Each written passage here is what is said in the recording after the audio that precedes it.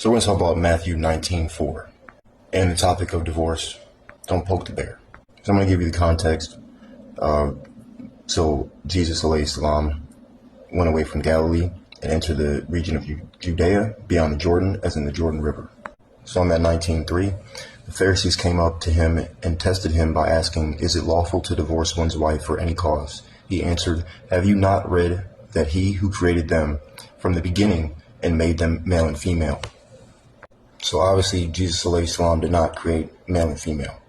Therefore, he is not God. If you consider the Trinity to be co-equal, then that means that the Father created male and female and the other two just sat there waiting. Now we know from 5 and 6 that when a man and a woman become married, they are one flesh. Obviously not literally, but they are one together. And Jesus alayhi salam said not to separate, meaning you cannot have a divorce. Then they asked, why did Moses command to have a certificate of divorce and send her away? He said in verse 8, "Because of your hardness of heart, Moses allowed you to divorce your wives, but from the beginning it was not so."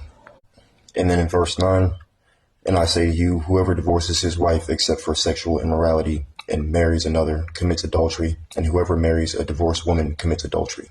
So according to Jesus alayhi salam, any divorced woman is unlawful for Christians, unless on the grounds of cheating.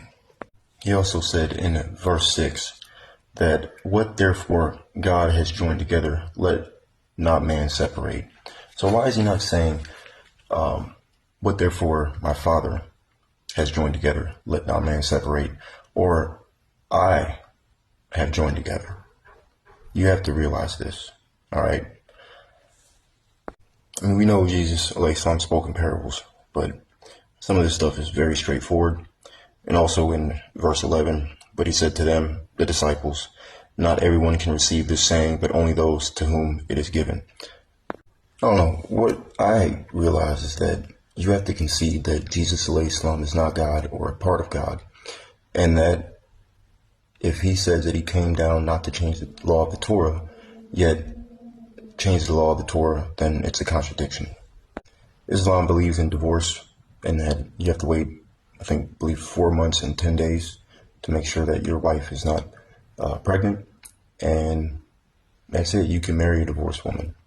All right. It's not unlawful for men in Islam to marry a divorced woman.